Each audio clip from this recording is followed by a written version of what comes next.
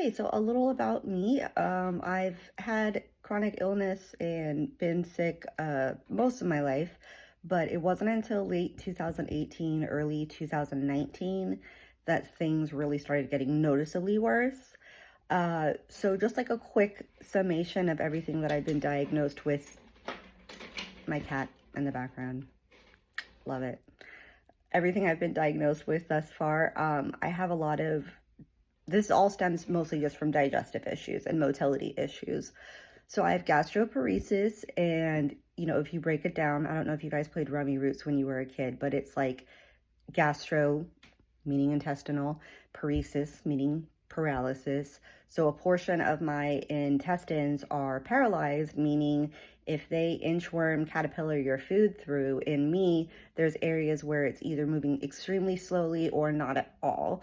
So food does not pass through me as quickly as it should. So that leads to bloating, improper absorption of nutrition, constipation, bloating, all that fun stuff. I also have dysphagia, which is a fancy word for difficulty swallowing. I've experienced sudden, unexpected weight loss. I have muscle wasting, that's my cat. I have muscle wasting, which is more a byproduct of that. I've had that sudden, unexpected weight loss of it's already taken all the fat and tissue and everything that it can. I'm under 80 pounds, which my normal weight was around 115. I'm about 5'2". So for me, being under 80 is not good at all. That's not anything I've ever wanted. Compounding this, I have lupus and Ehlers-Danlos syndrome, type whatever hypermobility. I don't know what the current categorization of it is. So those also affect and interact with the gastrointestinal issues that I have. For instance, the difficulty swallowing. Yes, there's the dysphagia, but then it also could be an issue of laxity due to Ehlers-Danlos, EDS having issues with integrity in soft tissue, or your muscles not working well.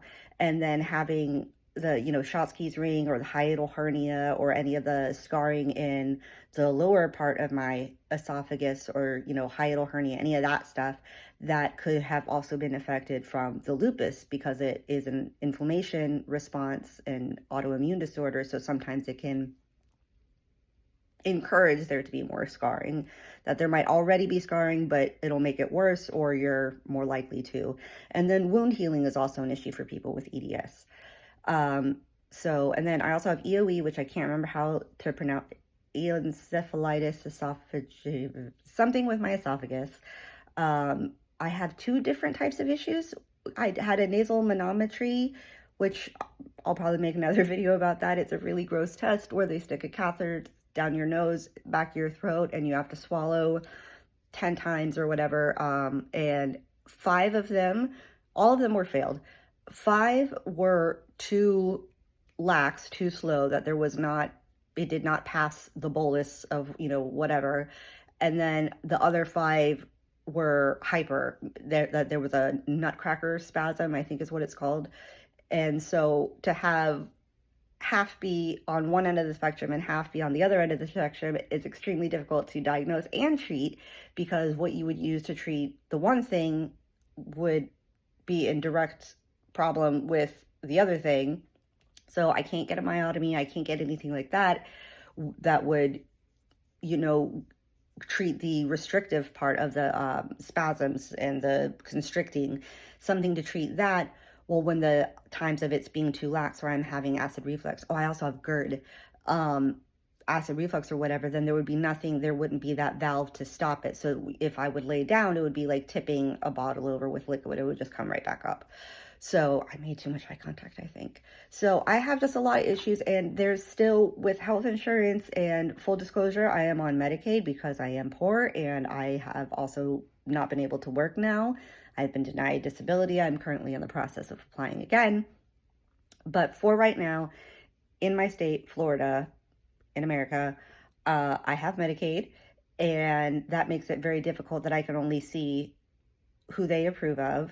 And either there's no one in my area, and then I have to file like a variance to see if I can go outside my area, which usually gets denied, Or if I do get to see someone and they say, for instance, like, oh, we want you to get a CT scan, or we want you to get an MRI, or we want you to get lab work, or whatever, then that gets denied by insurance. And they'll be like, sorry, not medically relevant.